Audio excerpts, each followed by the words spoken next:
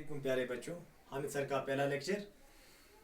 जो कि आप जानते हैं कि नसर का जो पोर्शन है वो हमने काफ़ी हद तक कंप्लीट किया है विंटर स्कूलिंग के दौरान। उसके बाद कुछ दिन हमें और भी मिले, तो नसर का जो पोर्शन है वो काफ़ी हद तक हमने कंप्लीट किया है, लेकिन गज़ल का जो पोर्शन है वो अभी इनकम्प्लीट है।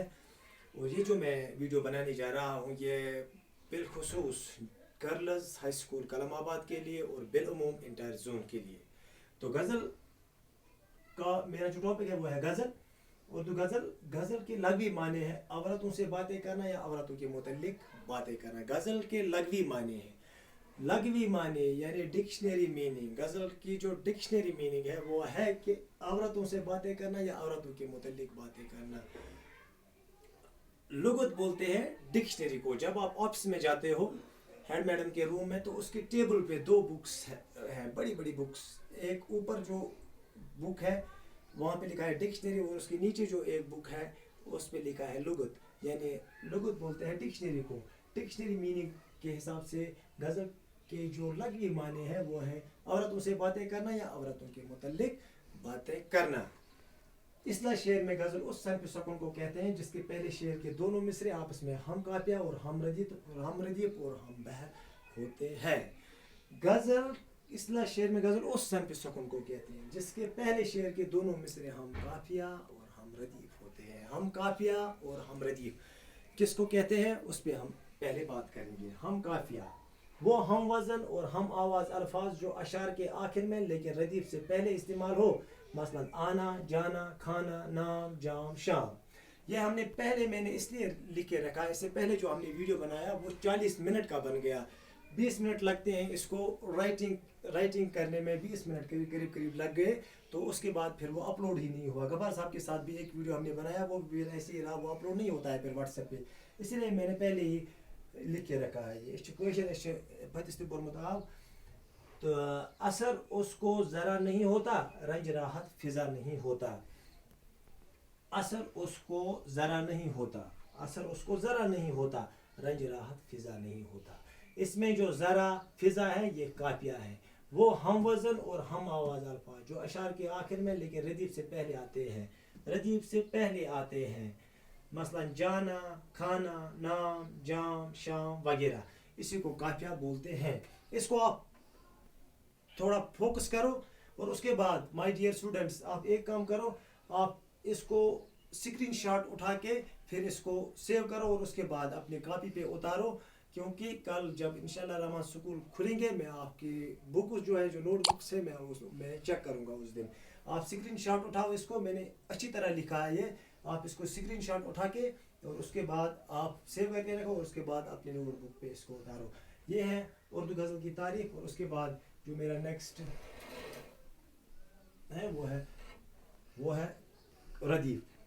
वो मुस्तकिल कलिमा या कलिमात जो अशार के आखिर में बार बार आते हैं, वो मुस्तकिल कलिमा बामाने लफ्ज़ को, हाँ, जो अशार के आखिर में बार बार आते हैं रदीफ कहलाते हैं। यहाँ पे आप फोकस कर सकते हो, कैमरामैन आप यहाँ पे फोकस कर सकते हो। पहले एक सेकंड। असर उसको ज़रा नहीं होता, रंज राहत फिजा नहीं होता। ये जो होता जो रदीफ, यहाँ पे रदीफ है, होता। आप 9th की बुक भी यहाँ पे मेरे पास 9th की बुक भी है। आप फिरा गोरखपुरी को निकालो और वहाँ पे पेज नंबर 106 9th की ये बुक है। इस पे आप यहाँ पे देख सकते हो। सर में सौदा भी नहीं, दिल में तमन्ना भी नहीं, लेकिन इस दर की मोहब्बत का भरोसा भी नहीं। नहीं, ये जो नहीं है ये रदीफ है। आप बुक निकालो, 106 है पेज नंबर, वहीं पे ये नहीं जो है इसी को बोलते हैं रदीफ। उसके बाद है मतला बोलते हैं तुलु होने को, यानी स्टार्ट, शुरुआत। गज़ल या कसीदे का पहला शेर, गज़ल या कसीदे का पहला शेर जिसके दोनों मिसरे हम काफिया और हम रदीफ हो, मतला कहलाते हैं। यानी गज़ल या कसीदा का पहला शेर जिसके दोनों मिसरे हम काफिया और हम रदीफ हो, मतला कहलाता है। यानी गज़ल शेर।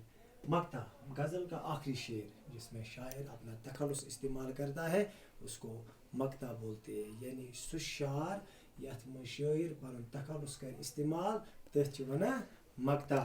उसके बाद यहाँ पे मैंने दो अशार लिखे हैं। ہے ٹھیک یا غلط میرا انداز گفتگو عابد جو کہنا تھا مجھے وہ کہہ گیا ہوں میں. ہے ٹھیک یا غلط میرا انداز گفتگو عابد جو کہنا تھا مجھے وہ کہہ گیا ہوں میں. عابد مناوری کا یہ شعر ہے, یہ 9th کی بک میں ہے اور 10th کی بک میں ہے. یہاں پہ جب توقع ہی اٹھ گئی غالب, مرزا غالب کے ورث ہے اشعار ہے. کیوں کسی کا گلا کرے کوئی, یہ شعر جو ہے یہ غالب کا ہے. جب توقع ہی اٹھ گئی غالب, ایکسپیکٹیشنز ہی اٹھ گئی غالب, کیوں کسی کا گلا کرے کوئی, پت کیا گل کرو اس. یہ جو ہے یہ 10th کی کتاب میں ہے, یعنی مقطع شمارہ تحت, یعنی شاعر اپنا تخلص جہاں پہ استعمال کرتا ہے. یہاں پہ ایک اور جگہ میں یہاں پہ بھی اس نے اپنا تخلص پیش کیا ہے فراغور پوری نے. 9th کی بک ہے 107 پیج نمبر. ایک صفت فراق اس کی دیکھا ہے تو ذات ہو گئی ہے. 107 پیج نمبر. اس میں بھی اس نے مقطع کا استعمال کیا ہے. فراغ گورکھپوری نے اپنی کتاب میں یہاں پہ مقطع کا استعمال کیا ہے. تو اب یہ دیکھنا ہے کہ یہ جو غزل ہے,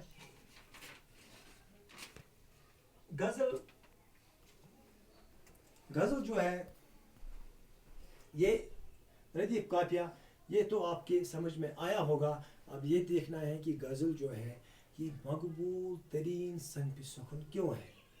کیا وجہ ہے کہ اگر ہم داستان کو دیکھیں گے, اگر ہم ناول کو دیکھیں گے, افسانہ کو دیکھیں گے, نظم کو دیکھیں گے, مرثیہ کو دیکھیں گے, قطع کو دیکھیں گے, اگر ہم ان چیزوں کو دیکھیں گے, کیا وجہ ہے کہ غزل اتنی زیادہ مقبول ہے. ہمارے سیل فونز میں بھی غزل جو ہے ہوتی ہے, ہم سننا پسند کرتے ہیں. کیا وجہ ہے؟ کاش آپ میرے کلاس روم میں اس وقت ہوتے, بہت سارے اسٹوڈنٹس الگ الگ اس کا جواب دیتے. تو غزل جو ہے اس میں عشق کا موضوع زیادہ ہوتا ہے. عشق جو ہے یہ بہت بڑی براڈ ٹرم ہے. عشق انسان اپنے اللہ سے بھی کرتا ہے, عشق انسان اپنے نبی کریم صلی اللہ علیہ وآلہ وسلم سے بھی کرتا ہے, عشق انسان اپنے ابا سے بھی, اپنی امی سے بھی کرتا ہے, اپنے بھائی سے بھی, اپنی بہن سے بھی عشق کرتا ہے. یعنی ہر کسی نہ کسی طریقے سے انسان کے اندر جو ہے عشق ہوتا ہے. علامہ اقبال جو ہے اپنے پروفٹ محمد صلی اللہ علیہ وآلہ وسلم کے ساتھ عشق کرتا تھا, اور اسی وجہ سے وہ انٹرنیشنل پوائٹ بن گیا. یعنی اپنے پروفٹ کے ساتھ اتنا لگاؤ. تو اگر آپ کشمیر یونیورسٹی میں جاؤ گے, سب سے بڑی دانشگاہ کشمیر کی, وہاں پہ جو سب سے بڑی بلڈنگ ہے, وہاں پہ آپ دیکھو گے اوپر لکھا ہوا ہے علامہ اقبال لائبریری. تو کہنے کا مطلب یہ ہے کہ اس کو عشق تھا. اس نے اللہ سے کہا تھا کہ اے خدا میون موت کر زیادہ ٹھٹس نبس ایج کھت کر زیادہ گژھن مین ایج کہ. تو پھر اللہ نے اس کی بات سنی اور 2 سال پہلے اس کا انتقال ہو گیا علامہ اقبال کا. تو کہنے کا مطلب یہ ہے کہ اس کو عشق تھا اپنے اللہ سے. اسی طرح جو عشق ہے یہ غزل میں ہے, اور ہر انسان میں کسی نہ کسی طریقے سے جو ہے عشق موجود ہوتا ہے. اور غزل پہلے کہا جاتا تھا کہ غزل جو ہے وہ عورتوں سے متعلق باتیں کرنا. کیا رہا ہے یہاں پہ فوکس کیجئے, عورتوں سے باتیں کرنا یا عورتوں کے متعلق باتیں کرنا. لیکن پھر اس کے جو موضوعات تھے وہ بہت آگے بڑھ گئے. یہ خالی عورتوں سے متعلق باتیں کرنے کا فن نہیں رہا, بلکہ اس نے ہر کسی موضوع کو اپنے اندر سمیٹنے کی صلاحیت رکھی, اور اس نے ہر ایک موضوع کو اپنے اندر سمیٹا, چاہے وہ غربت کا معاملہ یا انمپلائمنٹ یعنی بے روزگاری کا معاملہ, یعنی کوئی بھی موضوع جو ہے وہ غزل نے اپنے اندر سمیٹا ہے. آج آپ دیکھتے ہو کہ کووڈ-19 جو یہ آج ہم کیجڑ ہے, آج ہم بند ہے کمروں میں, یہ موضوع بھی اگر آپ سوشل میڈیا چیک کرو گے, فیس بک چیک کرو گے, بہت ساری غزلیں جو ہیں اس میں لکھی گئی ہیں. یعنی کہنے کا مطلب یہ ہے کہ غزل نے ہر ایک موضوع کو اپنے اندر سمیٹا ہے. اور غزل کے اشعار کی تعداد 5 سے لے کر 19 اشعار تک ہوتے ہیں. بہت سارے شعراء نے, بہت سارے رائٹرز نے غزل کے بارے میں بہت کچھ لکھا ہے. ایک نے لکھا ہے کہ غزل اردو شاعری کی آبرو ہے. اسی طرح غزال سے نکلا ہے, اور غزال ہرن کو بولتے ہیں, اور ہرن جب بڑی ہو جاتی ہے تو اس کے اندر ایک خوشبو آنے لگتی ہے, اور یہ جو اس خوشبو کی تلاش میں یہ جو ہرن ہوتی ہے وہ ادھر ادھر بھٹکتی رہتی ہے, کبھی جنگلوں میں, کبھی کوہ ساروں میں, کبھی ویرانوں میں, اور یہ حالت ایک شاعر کی ہوتی ہے. اس لیے اس کو غزل کے ساتھ تشبیہ دی گئی ہے. اور غزل کے متعلق یہاں پہ اور بھی میں بہت کچھ کہنے جا رہا ہوں, لیکن کتنے منٹ کا ہوا ہے ویڈیو؟ 9 منٹ کا. اور اس وقت اردو غزل کی تاریخ میں نے آپ یہاں پہ فوکس کیجئے. اردو غزل کی تاریخ یہاں پہ میں نے لکھی ہے. لیکن جب انسان یہ ویڈیو بناتا ہے تو پریشانی یہ ہوتی ہے کہ پھر یہ اپلوڈ نہیں ہوتا ہے. اسی وجہ سے یہاں پہ تھوڑا سا معاملہ بن جاتا ہے. اردو غزل کی تاریخ یعنی یہاں پہ اردو غزل کی تاریخ میں آپ کے سامنے پیش کرنے جا رہا ہوں. اردو غزل گوئی کا آغاز دکن میں ہوا. یعنی اردو غزل کی شروعات جو ہے وہ دکن میں ہوئی. اس کے بعد پہلا غزل گو شاعر جو ہے وہ سلطان محمد قلی قطب شاہ پہلے باشعور غزل گو ولی دکنی ہے. یعنی جو پہلا باشعور غزل گو ہے وہ ولی دکنی ہے. اس کے بعد آبرو مضمون نے اپنا رول نبھایا یہاں پہ. اور اس کے بعد حاتم مظہر جانی جانان آواز نے اس میں بہت ساری کنٹریبیوشن دی اور ترقی دی. اس کے بعد دلی میں میر درد میر سودا نے نزاکت درد ریاض اور سلاست و صفائی عطا کی. اور اس کے بعد 1857 عیسوی کے ہنگامے کے بعد دلی تباہ ہو گئی. شعر و ادب کا گہوارہ لکھنؤ بن گیا. یہاں میر حسن مصفی ناسیہ اور آتش نے دبستان لکھنؤ کی بنیاد ڈالی. اور اس کے بعد دبستان لکھنؤ نے داخلیت کے بجائے خارجیت پر زور دیا. داخلیت خارجیت اگر میں اس کو ایکسپلین کروں تو یہ بہت بڑا موضوع بن جائے گا. چونکہ یہاں جو ویڈیو ہے اب 10-12 منٹ کا بن گیا ہے. اب پھر اپلوڈ نہیں ہو جاتا ہے. اب اس کے بعد داخلیت اور خارجیت انشاءاللہ الرحمن نیکسٹ ویڈیو میں وہ ایکسپلین کروں گا. اب اس کے بعد غالب مومن ذوق نے دبستانی دلی کو ترقی دی. اور اس کے بعد 20ویں صدی میں علامہ اقبال نے غزل کی دنیا میں انقلابی تبدیلیاں پیدا کی. اس کے بعد علامہ اقبال تو آپ جانتے ہی ہو, اس نے بہت سارے ایسے اشعار لکھے ہیں کہ محمد سے وفاتو نے تو ہم تیرے ہیں, یہ جہاں چیز ہے کیا روح قلم تیرے ہے, نگاہ عشق و مستی میں وہی اول وہی آخر, وہی قرآن وہی فرقان وہی یاسین وہی طہا, محمد کی جس دل میں الفت نہ ہوگی سمجھ لو کہ قسمت میں جنت میں ہوگی. تو بہت سارے ایسے اشعار علامہ اقبال نے لکھے ہیں جس کی وجہ سے غزل کو بہت ساری ترقی مل گئی. تو اس کے بعد ترقی پسند تحریک نے شعراء کی سوچ اور شاعری کا انداز تبدیل کیا. اس کے بعد فیض احمد فیض جانثار اختر نے غزل کے ذریعے عوامی امنگوں کی ترجمانی کی ہے. تو اس کے بعد غزل جو ہے یہ اس طرح اس کی تاریخ اور اس کے بعد اردو غزل کی تاریخ اور اس کی تعریف ہم نے یہاں پہ پیش کی. یہ تو بہت بڑا موضوع ہے. اگر ہم اس پہ پوری طرح اچھی طرح اس پہ لیکچر دیں گے تو یہ بہت بڑا موضوع ہے. چونکہ یہ 9th اور 10th کے لیے اتنا کافی ہے. یہ ویڈیو جو ہے یہ اپلوڈ نہیں ہوتا ہے. بار بار میں اس بات کو دہراتا ہوں. میری یہاں پہ ریکویسٹ ہے جو بھی ہائر اپس ہے وہ اگر یہ چیزیں ٹھیک ہے, یہ آن لائن یہ جو سسٹم ہے یہ بالکل ٹھیک ہے, لیکن 4G سپیڈ میں اگر نیٹ ہوتا تو اس کو ہم اور زیادہ اچھی طریقے سے کرتے. دیکھو میں ابھی لیکچر دیتا ہوں لیکن میری پریشانی آپ دیکھو. میری پریشانی یہ ہے کہ میں دے ہی نہیں سکتا ہوں اچھے سے, کیونکہ مجھے پتہ ہے کہ یہ 10 منٹ کا بن گیا, یہ اپلوڈ نہیں ہو جائے گا. اگر آپ کو یہ سب کچھ آن لائن کرنا ہے تو میری ہینڈ فولڈ ریکویسٹ ہے کہ جلد سے جلد 4G کو آپ ریسٹور کیجئے, تب جا کر یہ سب چیزیں فائدہ مند ہوگی.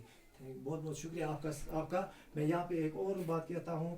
رمیسا عشرت صدف نورینا تمام بچوں کو میں یہ کہتا ہوں کہ میں نے یہ جو ویڈیو بنایا ہے آپ اس کو ایک کام کیجئے, آپ اس کو اسکرین شاٹ اٹھائیے. ذرا کیمرے مین فوکس کیجئے. آپ اس کا اسکرین شاٹ اٹھائیے. آپ اس کا اچھی طرح اسکرین شاٹ اٹھائیے اور اس کے بعد آپ اپنے کاپی پہ اس کو نوٹ کیجئے. اور کل جب اسکول کھلیں گے انشاءاللہ الرحمن تو میں آپ کے نوٹ بکس کو چیک کروں گا. ہاتھ سائڈ میں رکھو. اوکے, تو میں آپ کے نوٹ بکس چیک کروں گا.